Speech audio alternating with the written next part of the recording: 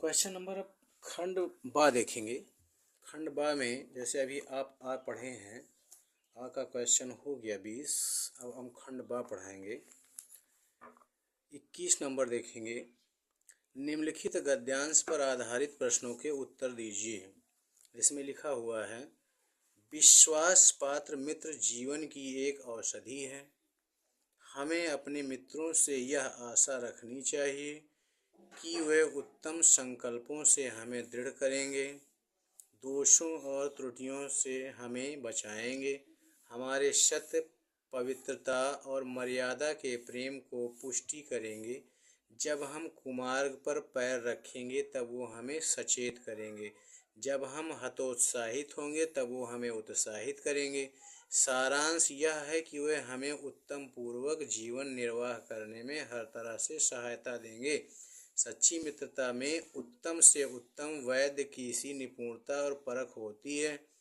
अच्छी से अच्छी माता का साधैर्य और कोमलता होती है। ऐसे ही मित्रता करने का प्रयत्न प्रत्येक पुरुष को करना चाहिए। अब इसमें ये साफ जाहिर हो रहा है कि ये मित्रता नामक लेसन से लिया गया है। मित्रता किसका है? तो निम्नलिखित पद्यांशों पर आधारित प्रश्नों के उत्तर दीजिए। प्रस्तुत गद्यांश के पाठ और लेखक का नाम। अब मित्रता कौन से लेखक का है? तो इसमें लेखक का नाम लिखना है और पाठ का नाम लिखना है। तो पाठ का तो नाम मित्रता है, और मित्रता किसने लिखा है? तो वह लिखा है जयशंकर प्रसाद ने। तो ये जो मित्रता लेशन है वो किसने लिखा? जयशंकर प्रसाद ने।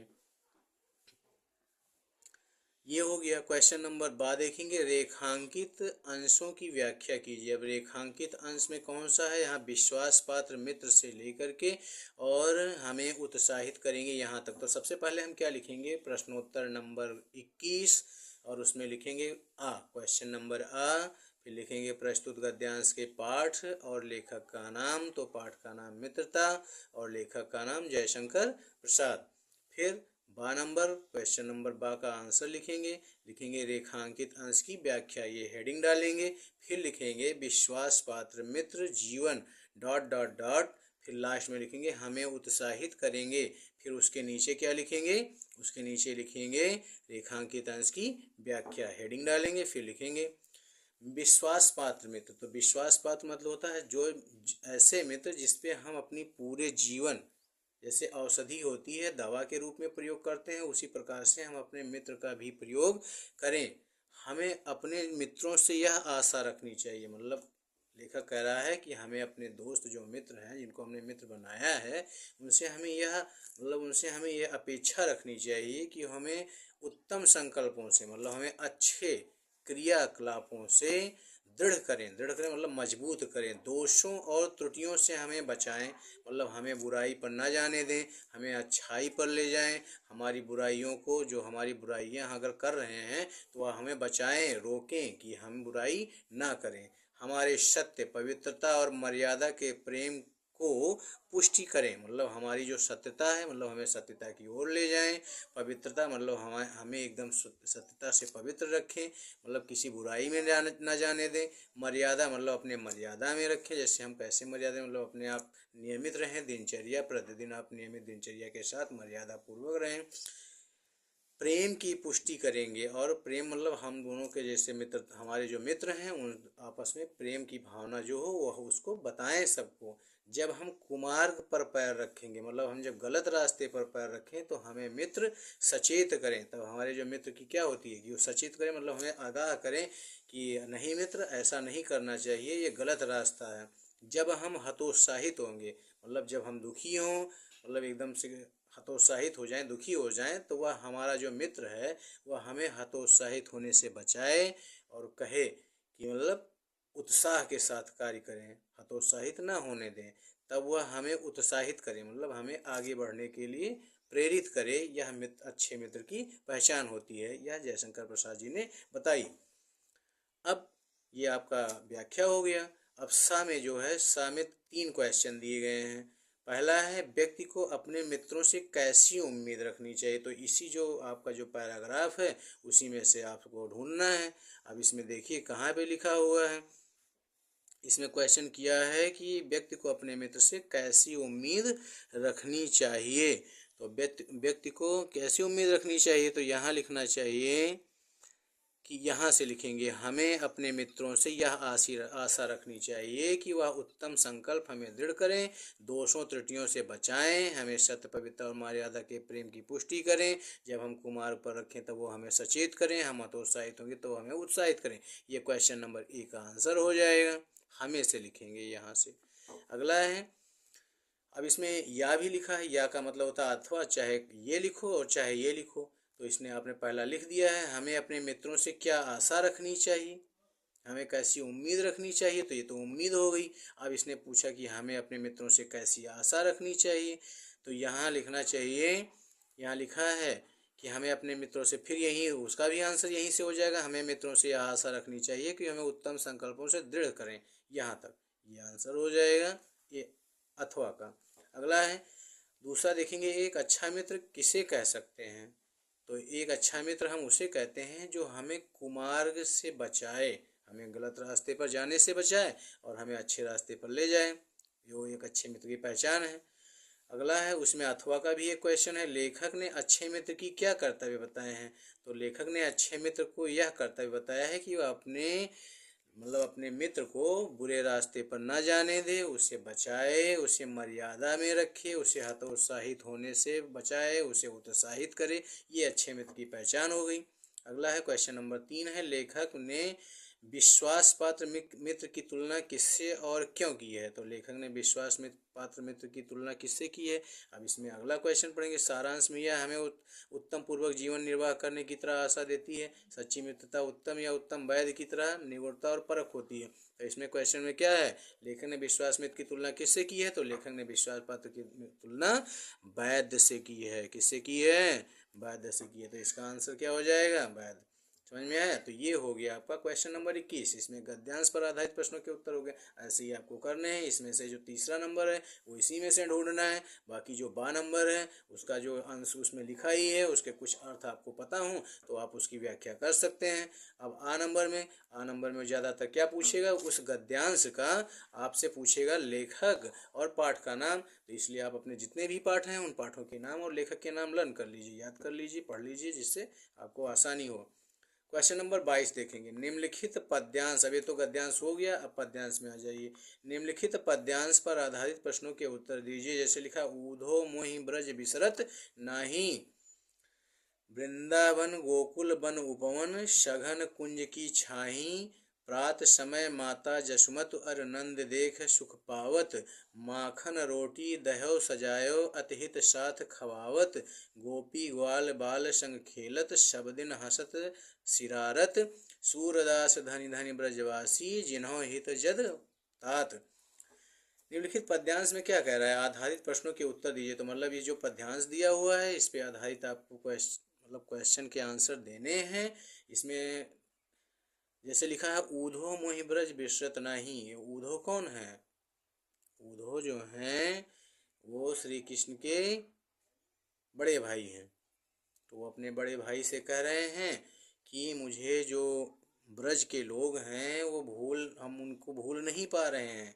अब और क्या क्या नहीं भूल पा रहे हैं, तो जो वृंदावन में गोकुल का वन है, वन मतलब जंगल है, उपवन माने बगीचा है, सघन कुंज मतलब फुलवारी है, उनकी जो छाहें हैं जहाँ पर वो बैठ के रासलीला करते थे वो उनको नहीं भूल पा रहे हैं।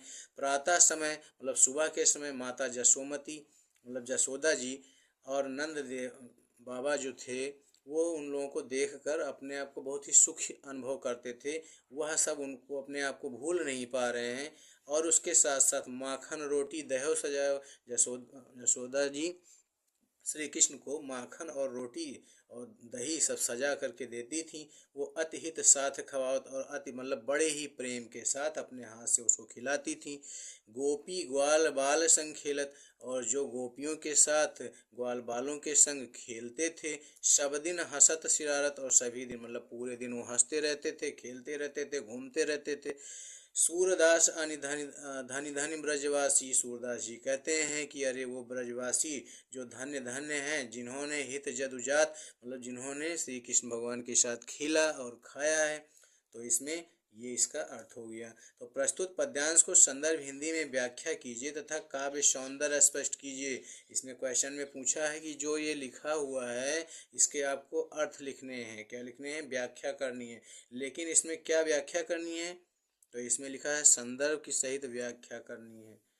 तो जो ये अंडरलाइन है केवल उसी की व्याख्या करनी है। जो गोपी ग्वाल बाल संग खेलत, श्री कृष्ण भगवान जी यहाँ कहते हैं कि मैं गोपियों और ग्वाल बाल के संग खेलना, सब दिन हंसना और मतलब पूरे दिन हंसना और घूमना। सूरदास जी कहते हैं धन धन ब्रजवासी, मतलब सूरदास जी कहते हैं कि जो ब्रजवासी हैं उनके जो भाग्य हैं बहुत ही बड़े तेज हैं। तो इन सब के आंसर आपको ऐसे ही लिखना है। संदर्भ है तो प्रस्तुत पद्यांश हमारी पाठ्य पुस्तक, इसमें पूछा गया प्रस्तुत पद्यांश हमारी पाठ्य पुस्तक हिंदी में पद्य संग्रह संकलित सूरदास नामक पाठ से सूरदास द्वारा लिखित पद से लिया गया है। ये इसका वो हो जाएगा संदर्भ। अब काव्य सौंदर्य जो है वो काव्य सौंदर्य में पूछा गया है। तो सूरदास जी ने जो काव्य में लिखा है तो उन्होंने काव्य में श्री कृष्ण के बाल लीला की दर्शाया है और श्री कृष्ण जी उसको याद कर रहे हैं और उद्धव जी को बता रहे हैं। ये उनके काव्य सौंदर्य होंगे जो स्पष्ट कर हो जाएंगे। अगला है श्री कृष्ण किसके ध्यान में खोकर रह गए। तो इसमें क्वेश्चन में आंसर लिखा हुआ है कि श्री कृष्ण ब्रजवासी के ध्यान में खोकर रह गए। तो यहाँ लिखा हुआ है ब्रज गोकुल के बन बाग उपवन और कुंज की छाही। यहाँ तक ये पहले का आंसर हो जाएगा। अगला है तीसरा है तो वृंदावन गोकुल वन उपवन बाग सघन कुंज की छाई का आशय स्पष्ट कीजिए। तो इसका अर्थ लिखना है वृंदावन गोकुल के जंगल बाग बगीचे और मतलब फुलवारी मतलब फूलों का जो कुंज है उसकी छां, ये इसका आशय हो जाएगा। उपयुक्त पद में जदुजात किसे कहा गया है? जदुजात जिनसो हित जदुजात मतलब जिनके हित में दिन भर कार्य करना, मतलब किसके बारे में कहा गया है? तो उपयुक्त जदुजात का जिसे कहा गया तो श्री कृष्ण को कहा गया है। पांचवा का है जो उपयुक्त पंक्तियों में से किस समय का वर्णन किया गया है? तो उपयुक्त पंक्तियों में सुबह के समय का वर्णन किया गया है। तो इसमें पांचवें का आंसर हो जाएगा कि उपयुक्त पंक्तियों में किस समय का वर्णन किया गया है? तो उपयुक्त पंक्तियों में सुबह का वर्णन किया गया है। छठवां देखें रेखांकित अंश की व्याख्या कीजिए। अब इसमें जो रेखांकित अंश है उसकी व्याख्या करनी है और जो पहला है उसमें पूरे का लिखना है। तो इतना आपको बोर्ड परीक्षा में देगा नहीं, केवल बोर्ड परीक्षा में 3 ही क्वेश्चन देगा और उसी 3 का आंसर लिखना होगा आपको। ये हो गया। अब क्वेश्चन नंबर 23 है। क्वेश्चन नंबर 23 है निम्नलिखित लेखकों में से किसी एक का जीवन परिचय देते हुए उनकी एक प्रमुख रचना का उल्लेख कीजिए। अब इसमें जैसे लिखा हुआ है कि निम्नलिखित लेखकों में से तो किसी एक का लेखक, जैसे क्वेश्चन नंबर पहले में क्या है? जयशंकर प्रसाद और दूसरा है डॉक्टर राजेंद्र प्रसाद और तीसरा है जयप्रकाश भारती। ये 3 है। अब इन तीनों का आपको आंसर लिखना है। तो जैसे इसमें जैसे तीनों में से कोई केवल एक निम्नलिखित में से किसी एक का जीवन परिचय देती है उनकी प्रमुख रचनाओं का उल्लेख करना है। चाहे जयशंकर प्रसाद का लिख लीजिए, चाहे डॉक्टर राजेंद्र प्रसाद का, चाहे जयप्रकाश भारती का, तीनों में से एक ही का आपको लिखना है। जैसे ज़्यादातर आजकल बच्चे जयशंकर प्रसाद का याद करते हैं तो उसको लिख लेंगे, आंसर हो जाएगा।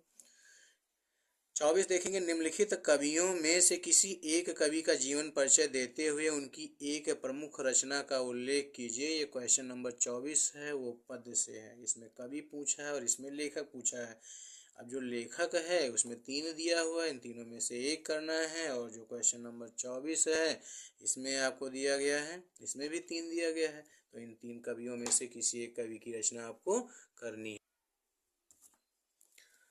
तो इसमें जो 3 कवि दिए गए हैं, 3 कवियों में से किसी एक का जीवन परिचय लिखना है। पहला है सूरदास, दूसरा मैथिली शरणगुप्त और तीसरा है महादेवी वर्मा। इन तीनों में से किसी एक का लिखना है। इस चीज़ को हमेशा ध्यान रखिए कि जो मतलब कुछ उसमें 3-4 पुराने कवि आते हैं और 3-4 बुक में 3-4 पुराने कवि होते हैं और 3-4 नए कवि होते हैं। तो उसमें जो बोर्ड परीक्षा में आता है तो उसमें से 1-2 पुराने रहेंगे और 1-2 नए रहेंगे। तो इसलिए पुराने का 1-2 याद कर लो, 1-2 नए का याद कर लो तो आ जाएंगे। अब इसमें 3 दिया हुआ है तो ये पुराने हैं, सूरदास जी पुराने हैं, मैथिली शरणगुप्त और महादेवी वर्मा ये दोनों नए हैं। तो इन तीनों में से किसी एक का जीवन परिचय आपको लिखना है। क्वेश्चन नंबर 25 देखेंगे। दिए गए संस्कृत नहीं, ये निम्नलिखित में दिए गए संस्कृत गद्यांश का संदर्भ सहित हिंदी अनुवाद कीजिए। अब इसमें ये संदर्भ करना है, इसका हिंदी अनुवाद आपको करना है। अब इसमें जो गद्यांश दिया गया है तो ये संदर्भ लिखना है, तो लिखिएगा प्रस्तुत पद्यांश, गद्यांश है जी, सॉरी, दिया गया है संस्कृत, तो इसमें लिखेंगे प्रस्तुत गद्यांश हमारी पाठ्य पुस्तक हिंदी में संकलित, प्रस्तुत गद्यांश हमारी पाठ्य पुस्तक हिंदी में संकलित संस्कृत परिचायिका नामक खंड में संकलित वाराणसी नामक पाठ से लिया गया है। ये इसका संदर्भ हो जाएगा। अब हिंदी अनुवाद हेडिंग डालेंगे, फिर लिखेंगे। अब जैसे इसमें लिखा हुआ है इयम नगरी विविध धर्माणाम संगम स्थली, तो यह नगरी विविध मतलब विभिन्न धर्मों का संगम मतलब समागम मतलब एक साथ जुड़ी हुई स्थल है। महात्मा बुद्ध, तीर्थंकर पार्श्वनाथ, शंकराचार्य, कबीरः, गोस्वामी तुलसीदास, अन्ये च बहवः महात्मनानाम् अत्रागत्य स्वकीयान् विचारान् प्रसारयन्। इसमें लिखा हुआ है महात्मा बुद्ध, तीर्थंकर पार्श्वनाथ, शंकराचार्य, कबीर, गोस्वामी तुलसीदास और भी बहुत से महात्मा लोग यहाँ आए और यहाँ के आचार विचार को देखकर उसका प्रसार किया। न केवलम दर्शने साहित्ये धर्मे अपितु कला क्षेत्रे अपि इयं नगरी विविधानां कलानां शिल्पानां च कृते लोके श्रुत्वा, यह नगरी मतलब यह जो नगर है वह केवल दर्शन और साहित्य और धर्म में ही नहीं बल्कि कला के भी क्षेत्र में यह नगरी विविध मतलब अनेक प्रकार के कला और शिल्प कला के लिए भी विश्व प्रसिद्ध है। अत्यतः मतलब और भी कौशय साटिका देशे देशे सर्वत्र स्पृहन्ते, यहाँ पे जो कौशय मतलब कई वाटिका है वह देश विदेश में सर्वत्र सभी जगह विश्व प्रसिद्ध है। अगला है अत्रत्य प्रस्तर मूर्त्या प्रतिष्ठा, यह सभी जगह पे यहाँ की जो मूर्तियां हैं वह देश विदेश में भी प्रसिद्ध हैं। इयं निजम प्राचीन परंपरानाम इदानमपि प्रपालयति, यह नगरी प्राचीन परंपरा का पालन करती है। ये आपका हो गया। अब इसी में लिखा हुआ है क्वेश्चन नंबर 26 देखेंगे, ये तो 25 हो गया। अब ये इसका क्या हो गया, इसका संदर्भ भी हो गया, इसका अनुवाद भी हो गया, दोनों हो गया। अब क्वेश्चन नंबर 26 देखते हैं। दिए गए श्लोक का संदर्भ सहित हिंदी अनुवाद कीजिए। श्लोक जो दिया गया है उसका हिंदी अनुवाद करना है। लिखा है किश्चिवंत गुरुत्वरः भूमे किश्चिवंत चरम च खात किश्चिवद शीघ्रतरम वातात किश्चिवद बहुतरम तृणात् माता गुरुतरा भूमे खात पितरोश्च यथा मनः शीघ्रतरम वातात चिंता बहुतरी तृणात्। अब इसमें क्या कह रहा है कि दिए गए श्लोक का संदर्भ लिखिए, तो लिखिए प्रस्तुत पद्यांश हमारी पाठ्य पुस्तक में संकलित हिंदी में संस्कृत परिचायिका खंड में संकलित संस्कृत के सुभाषितानि नामक पाठ से लिया गया है। और इसके लेखक तो इसमें होता नहीं है, तो सुभाषितानि नामक पाठ से लिया गया है बस। अब इसका अर्थ लिखना है। तो इसमें पूछा है कि कौन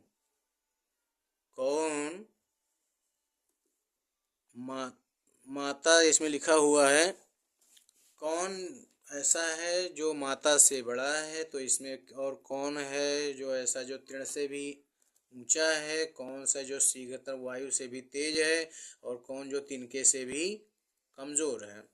इसमें है माता गुरुतुरा भूमि मतलब भूमि से ऊंची कौन है। इसमें पूछा पहले में भूमि से ऊंची कौन, भूमि से ऊंची कौन, तो इसमें भूमि से ऊंची माता है। खात पितरोषा और पिता जो हैं वो आकाश से भी ऊंचे हैं। वायु से तेज गति किसकी है, तो वायु से तेज गति है मन की, मन जो होता है वायु से तेज है। और इसमें पूछा है किश्वत बहुतरम तना, जो तृणा है मतलब घास, जो घास से भी कमज़ोर है तो वो चिंता है। चिंता बहुतरी तृणात्, मतलब चिंता जो होती है ना वो घास तृण मतलब तिनके से भी ज़्यादा कमज़ोर है। ये इसका आंसर हो गया क्वेश्चन नंबर 26 का। 27 देखेंगे, निम्नलिखित प्रश्नों के उत्तर संस्कृत में दीजिए। इसमें पूछा है क्वेश्चन नंबर क्या है, निम्नलिखित प्रश्नों के उत्तर संस्कृत में दीजिए। तो इसको प्रश्न जो है उत्तर संस्कृत में आपको देने हैं। पहला है कुत मरणम मंगलम भवति, कहाँ मरने पर मंगल होता है। तो यहाँ है कि कुत मरणम मंगलम है, कहाँ मरने पर मंगल होता है, तो वाराणसी हो जाएगा। पुरराजा केन सा युद्धम अकरोत, तो यहाँ पुरराज किसके साथ युद्ध कर रहा है, तो पुरराजा यहाँ होगा पुरराजा अलक्षेंद्रम सा युद्धम अकरोत, पुरराज अलक्षेंद्र के साथ युद्ध करता है।